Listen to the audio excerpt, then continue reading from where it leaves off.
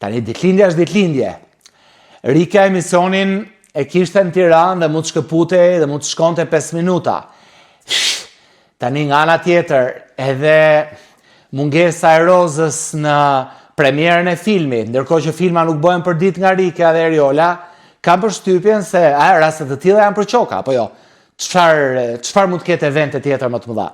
Tani ato, me sa di unë, për momentin nuk kanë ndërmend që të martohen, që do thoni ju për shembull që lere oti se muhabet filmash, muhabet ditëlindjesh, shifet vend tjetër miqësia. Për shembull, kur martohet Rika, Roza do shkoj aty dhe do rri një javë përpara, do bëj punët e shtëpisë, do bëj gati eventin e gjithçka tjetër. Po ashtu kur martohet Roza, do shkoj Rika te Roza për të bërë gati si dikur që shkoni shoqëria një javë përpara e që ngrinin orkestër e bëj zhurmë e madhe për ditëlindje, për dasëm.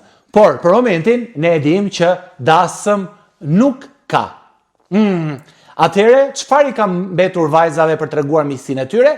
Këto pra ditëlindje, promovime, kur fillojnë ndonjë emision, kur fillojnë kanë ndonjë festë, gjëra të tilla si këto. Dhe pikërisht mungesa në një ditëlindje ngre pikpyetje.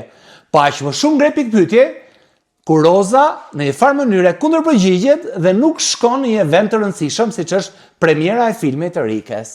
Ashtu dhe tani, 1 dhe 1 bëjnë 2, po jo gjithmonë bëjnë 2. Mund bëjnë edhe 3, do thonte Lul Basha.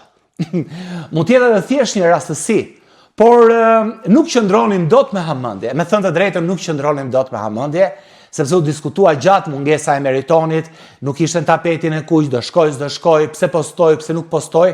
Ishte një lojë ndonjëherë edhe promovuese për shtuar kurreshtjen mes marrëdhënieve të protagonistëve të filmit dhe për ta kthyer këtë në kurreshtje për të shkuar në kinema për